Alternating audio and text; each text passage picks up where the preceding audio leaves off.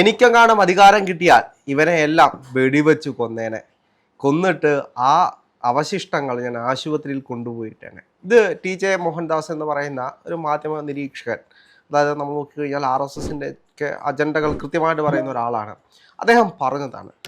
ഈ കഴിഞ്ഞ ദിവസം നടന്ന സമരവുമായി ബന്ധപ്പെട്ട് നമ്മളെല്ലാവരും കണ്ടതാണ് യുവത്വം തെരുവിലിറങ്ങി നരേന്ദ്രമോദിയെ വിറപ്പിച്ചത്.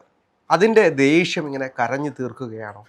ഈ മോഹൻദാസിനെ ഒക്കെ മറുപടി കൊടുക്കുക എന്ന് പറയുന്നത് അതിൻ്റെ ആവശ്യമുണ്ടോ എന്ന് എനിക്കറിയില്ല.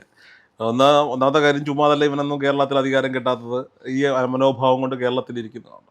ഉത്തരേന്ത്യൻ സംഖ്യകളേക്കാൾ മോശം ചിന്താഗതിയോടെയാണ് ഇപ്പോൾ ദക്ഷിണേന്ത്യൻ സംഖ്യകൾ, പ്രത്യേകിച്ച് കേരളത്തിൽ നിന്നുള്ള ഒരു പ്രത്യേക വിഭാഗം ആളുകൾ. ഇപ്പോൾ സംഘപരിവാർ പ്രസ്ഥാനങ്ങളിൽ BJP-യിൽ ഒരുപാട് നല്ല ആളുകളുണ്ട്, ഇല്ലെന്നല്ല. ഒരുപാട് നല്ല മനസ്സുള്ള, ജനങ്ങളെ സഹായിക്കണം, നാട് നന്നാവണം എന്ന് ആഗ്രഹിക്കുന്ന ഒരുപാട് പേരുണ്ട്. പക്ഷേ ഈ മോഹൻദാസിനെ പോലെയുള്ളവരുടെയൊക്കെ ദുഷിച്ച ചിന്തകളാണ് ഇത്തരം പ്രസ്താവനകളിലൂടെ പുറത്തു വരുന്നത്. ഈ ദുഷിച്ച ചിന്തകൾ ഈ ദുർഗന്ധം വമിക്കുന്ന നാവിൽ നിന്ന് ഇങ്ങനെ തള്ളിവിടുമ്പോൾ ഇതിനെയൊക്കെ പിന്നാലെ നടന്ന് ഇയാളുടെ എപ്പിസോഡുകളായി ഷൂട്ട് ചെയ്ത് ടെലികാസ്റ്റ് ചെയ്യാനും ഇവിടുത്തെ മുൻനിര മാധ്യമങ്ങളും രണ്ടാംകിട മാധ്യമങ്ങളും ഒക്കെ ഉണ്ട് എന്നുള്ളതാണ് ഇതിൻ്റെ മറ്റൊരു വസ്തുതയും അതിൻ്റെ ഞെട്ടിപ്പിക്കുന്ന മറ്റൊരു കാഴ്ചയും എന്ന് പറയുന്നത്. ഇപ്പം ജാൻമണി ദാസ് എന്ന് പറയുന്ന ഒരു മേക്കപ്പ് ആർട്ടിസ്റ്റ്, ബിഗ് ബോസിലൊക്കെ പോയിരുന്ന ഒരാൾ, ഒരു മലയാളിയല്ല, അന്യസംസ്ഥാനത്ത് വന്ന് കേരളത്തിലെത്തി കേരളത്തിൽ മേക്കപ്പ് ആർട്ടിസ്റ്റ്, സെലിബ്രിറ്റി മേക്കപ്പ് ആർട്ടിസ്റ്റൊക്കെ ആയി മാറിയ ഒരാളാണ്. അവർ വന്നിരുന്നുകൊണ്ട് നരേന്ദ്രമോദിയുടെ പിതൃത്വത്തെ ചോദ്യം ചെയ്യുകയും നരേന്ദ്രമോദി പാൻപരാഗ് ഉപയോഗിച്ചിട്ടാണ് വീഡിയോയിൽ വന്നതെന്നൊക്കെ പറയുന്നതിന് നമുക്ക് ഒരിക്കലും അംഗീകരിച്ചു കൊടുക്കാൻ കഴിയില്ല. അതൊരു സംഖ്യ ആയതുകൊണ്ടല്ല. X or Y ഏതൊരു പാർട്ടിയിൽ നിന്നാകട്ടെ, ആ ജനാധിപത്യ പ്രക്രിയയിലൂടെ തിരഞ്ഞെടുക്കപ്പെട്ട രാജ്യത്തിൻ്റെ പ്രധാനമന്ത്രിയാണ്. പ്രധാനമന്ത്രിയെ ഇത്തരത്തിൽ ആക്ഷേപിക്കുന്നത്. ഇപ്പോൾ അദ്ദേഹത്തിൻ്റെ എഡ്യൂക്കേഷൻ ക്വാളിഫിക്കേഷനെ പറ്റി, അല്ലെങ്കിൽ അദ്ദേഹത്തിൻ്റെ സ്റ്റേറ്റ്മെൻറ്റുകളെ പറ്റി, രാഷ്ട്രീയ നിലപാടുകളെ പറ്റിയൊക്കെ മാന്യമായ ഭാഷയിലുള്ള വിമർശനമാകാം. അല്ലാതെ ഇത്തരം സ്റ്റേറ്റ്മെൻറ്റുകൾ, അവർ നടത്തിയ സ്റ്റേറ്റ്മെൻറ്റ്, അവർക്കെതിരെ കേസ് എടുക്കണം എന്ന് തന്നെയാണ് എൻ്റെ അഭിപ്രായം. അപ്പോൾ സ്വാഭാവികമായും മോഹൻദാസ് എന്ന് പറയുന്ന മനുഷ്യൻ്റെ പരാമർശങ്ങളും ജാൻമണി ദാസിൻ്റെ പരാമർശങ്ങളും ഒരുപോലെയാണ്. അങ്ങനെ കണ്ടാൽ മതി എന്നുള്ളതാണ് ഇതിനകത്തെ കാര്യം. ആ ക്വാളിറ്റി അദ്ദേഹത്തിനുള്ളൂ, അല്ലെങ്കിൽ ഇങ്ങനെ പറയാൻ പാടുണ്ടോ? നോക്കൂ, ഇന്ത്യ എന്ന് പറയുന്നത് ലോകത്തിലെ ഏറ്റവും വലിയ ജനാധിപത്യ രാഷ്ട്രമാണ്. ഈ ജനാധിപത്യ രാഷ്ട്രത്തിന് അതിൻ്റെതായ എഴുതപ്പെട്ട ലിഖിതങ്ങളായ നിയമങ്ങളുണ്ട്, അല്ലേ? ഇന്ത്യയിൽ ജനാധിപത്യ പ്രക്രിയയിലൂടെ തിരഞ്ഞെടുക്കപ്പെട്ട സർക്കാരുകൾക്കെതിരെ അവർ ചെയ്യുന്ന നിലപാടുകളിൽ എന്തെങ്കിലും, അവരെടുക്കുന്ന തീരുമാനങ്ങളിൽ, അവരുടെ ഭരണത്തിൽ എന്തെങ്കിലും എതിർപ്പ് ഈ നാട്ടിലെ ജനതയ്ക്കുണ്ടെങ്കിൽ, എതിർ രാഷ്ട്രീയ പ്രസ്ഥാനങ്ങൾക്കുണ്ടെങ്കിൽ അവരെ പ്രതിഷേധം അറിയിക്കാനുള്ള രീതികൾ, അല്ലെങ്കിൽ അതിനുള്ള മാർഗങ്ങൾ നിലനിൽക്കുന്ന ഒരു രാഷ്ട്രമാണെന്നേ ഇത്. ഇവിടെ ഓരോ പൗരനും അവൻ്റേതായ മൗലിക അവകാശങ്ങളും അവരുടെ അഭിപ്രായ സ്വാതന്ത്ര്യവും മാധ്യമ സ്വാതന്ത്ര്യവും ഒക്കെ ഉള്ള ഒരു നാട്ടിലിരുന്നു കൊണ്ടാണ് ഇവിടുത്തെ ഏറ്റവും ശക്തമായ ഭരണകൂടമെന്ന് ഈ പറയപ്പെടുന്ന എല്ലാവരും അവകാശപ്പെടുന്നത്. ഇപ്പോൾ ഇന്ത്യയുടെ ഭരണകൂടം ശക്തമാണെന്ന് പറയാൻ കോൺഗ്രസ്സുകാരനും കമ്മ്യൂണിസ്റ്റുകാരനും BJP-ക്കാരനും ഒക്കെ അഭിമാനത്തോടെ പറയുന്ന ഒരു കാര്യമാണ്. അപ്പോൾ അതാണോ അല്ലയോ എന്നുള്ളത് അവിടെ നിൽക്കട്ടെ. അല്ല, ഇതിനകത്ത് മറ്റൊരു കാര്യം കൂടെ, യുവത്വ തെരുവിലിറങ്ങി സമരം ചെയ്യുമ്പോൾ ആ സമരത്തിന് അനുകൂലമായിട്ട് സംസാരിക്കാൻ ഒരുപാട് ആളുകൾ, സെലിബ്രിറ്റികൾ എല്ലാവരും വരുന്നത് നമ്മൾ കണ്ടതാണ്. ഇപ്പോൾ ഇതിൻ്റെ ഏറ്റവും വലിയ വിഷയം എന്ന് പറയുന്നത്, അവർ സംസാരിക്കുന്നത് കൃത്യമായിട്ട് ഓഡിറ്റ് ചെയ്യപ്പെടും, അവർ സമൂഹത്തിൽ അറിയപ്പെടുന്ന ആളുകളായതുകൊണ്ട്. അപ്പോൾ ഇതിനകത്ത് ഇപ്പോൾ മോഹൻലാലിൻ്റെ മകൾ ഇതിൽ കൃത്യമായിട്ടൊരു മറുപടി പറഞ്ഞപ്പോൾ നമ്മുടെ മേജർ രവി വന്നിട്ട് പറയുകയാണ് മോഹൻലാലിൻ്റെ മകൾക്ക് രാഷ്ട്രീയം അറിയില്ലെന്ന്. അതേപോലെ തന്നെ ടൊവിനോ തോമസ് ഇതുപോലെ ഒരു അഭിപ്രായവുമായി വന്നപ്പോൾ ടൊവിനോ തോമസിന്റെ വീട്ടിലേക്ക് ABVP യുവമോർച്ച പ്രവർത്തകർ സമരവുമായിട്ട് പോകുന്ന സാഹചര്യം ഞാനിതിൽ കാണുന്നത്. ഇപ്പോൾ ടൊവിനോ തോമസോ വിസ്മയ മോഹൻലാലോ അങ്ങനെ ആരെങ്കിലോ, രഞ്ജിനി ഹരിദാസോ ഒക്കെ അവിടെയും ഇവിടെ ഇരുന്നുകൊണ്ട് എന്തെങ്കിലും പറയുകയോ അവിടെ ചില വേടം വന്ന് പരമ്പളേറി പാട്ട് പാടുന്നതിനോടൊന്നും ഞാൻ യോജിക്കുന്നില്ല.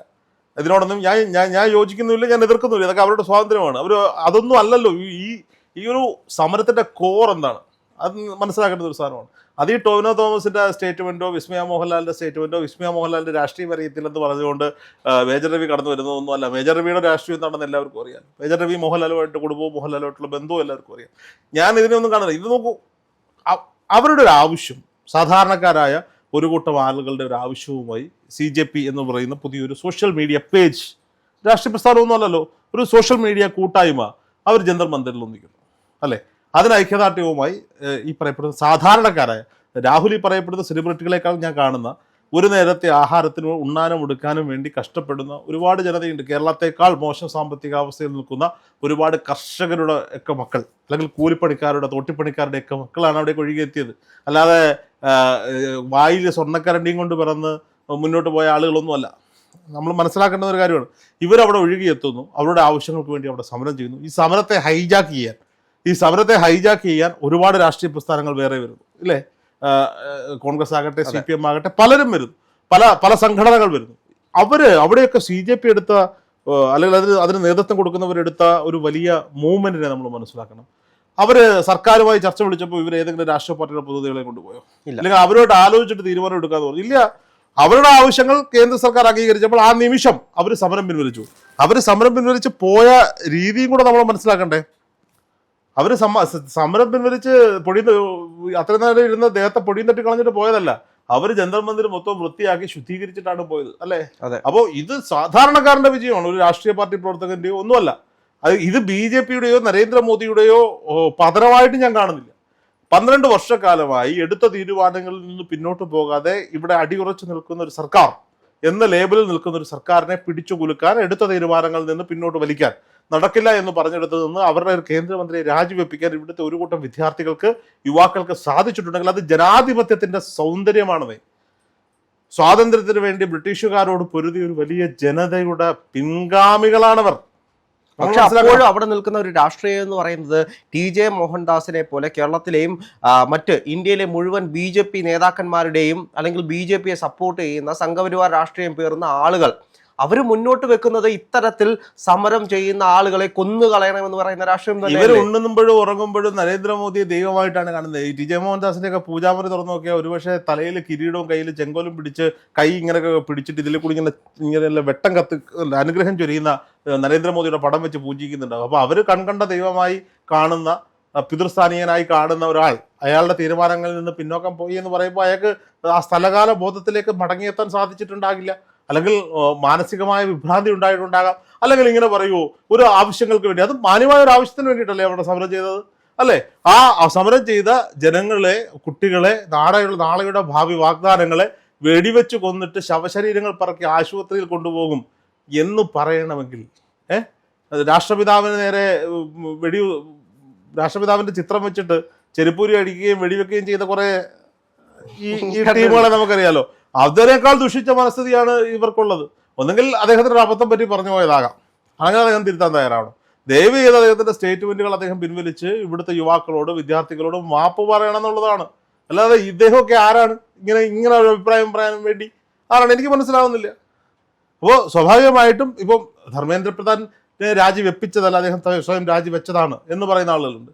ശരി, അംഗീകരിക്കുന്നു, സമ്മതിച്ചു. ഈ യുവാക്കളുടെ, ചെറുപ്പക്കാരുടെ ആവശ്യം എന്തായിരുന്നു? അദ്ദേഹം രാജിവെക്കണം എന്നുള്ളതാണ്. അവരതിൽ വിജയിച്ചു. ഇനി നിങ്ങൾ തോറ്റിട്ടില്ല എന്ന് കണക്കാക്കാൻ വേണ്ടി എന്ത് നെഗറ്റീവ് വേണമല്ലോ ഇറക്കിക്കോ. അല്ലാതെ ഇത്തരം കലാവാഹനങ്ങളല്ല ചെയ്യുന്നത്. അല്ല, അത് കഴിഞ്ഞിട്ട് അവരുടെ ക്യാപ്സ്യൂൾ ഉണ്ടായിരുന്നു, രാജ്യദ്രോഹികൾ ഇതിലേക്ക് കടന്നു കയറാതിരിക്കാൻ വേണ്ടിയിട്ടാണ് മോദി മനസ്സുകൊണ്ട് ഇത് സംബന്ധിച്ചത്. രാഹുൽ, ഞാനൊരു കാര്യം പറയും. ഇപ്പോൾ ഒരു ഇത്തരത്തിലുള്ള പ്രക്ഷോഭങ്ങൾ നടക്കുമ്പോൾ 2 കൂട്ടം ആളുകൾ അതിലേക്ക്, 3 കൂട്ടം ആളുകൾ അതിലേക്ക് കടന്നുകൂടാൻ സാധ്യതയുള്ളൂ. ഒന്ന്, തങ്ങളുടെ രാഷ്ട്രീയ ആശയങ്ങൾ കൊണ്ടാണ് ഇതൊക്കെ നേടിയെടുത്തത് എന്ന് കാണിക്കാൻ ഒരു കൂട്ടം രാഷ്ട്രീയ നേതൃത്വം അതിലേക്ക് കൂടെ ആരൊക്കെയാണെന്നുള്ളത് നമ്മൾ കണ്ടിട്ടുണ്ട്.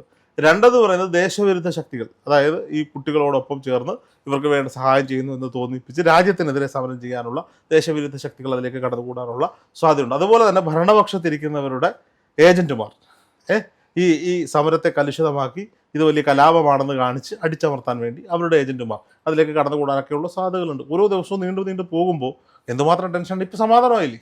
അതെ, ഒരു രാജ്യം കൊണ്ട് സമാധാനമായില്ലേ? അതിൽ വെറുതെ ഒരു രാജ്യം ആവശ്യപ്പെട്ടിട്ടല്ലോ. ഇപ്പം നരേന്ദ്രമോദി സർക്കാർ ആയാലും ആര് തന്നെ ആയാലും എത്ര വലിയ പ്രക്ഷോഭത്തിന്റെ ബില്ലായാലും നിരപരാധി രാജിവെപ്പിക്കില്ലല്ലോ. അപ്പോൾ സ്വാഭാവികമായിട്ട് അദ്ദേഹത്തിന്റെ ഭാഗത്ത് നിന്ന് വീഴ്ച ഉണ്ടായി, ധർമ്മേന്ദ്ര പ്രധാന്റെ ഭാഗത്ത് നിന്ന് വീഴ്ച ഉണ്ടായി എന്ന് മനസ്സിലാക്കിയിട്ടായിരിക്കുമല്ലോ അദ്ദേഹത്തെ കൊണ്ട് രാജിവെക്കാൻ പറഞ്ഞതും അദ്ദേഹം രാജിവെച്ചതും.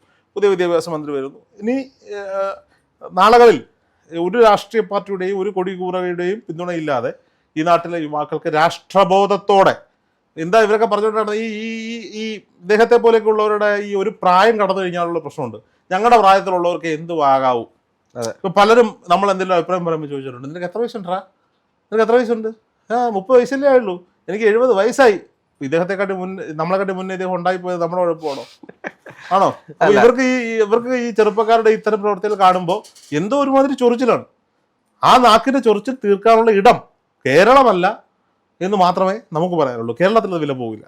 ചിലപ്പോൾ ഈ വേറെ ഭാഷയിൽ, ഹിന്ദിയിലെങ്ങാണോ ആയിരുന്നു ഇദ്ദേഹം സംസാരിച്ചിരുന്നെങ്കിൽ അദ്ദേഹത്തിന് വൈഡ് പബ്ലിസിറ്റി കിട്ടിയത്. ഇത് കേരളമാണ്, കേരളത്തിൽ ഇങ്ങനെയൊക്കെയാണ് സാർ. you.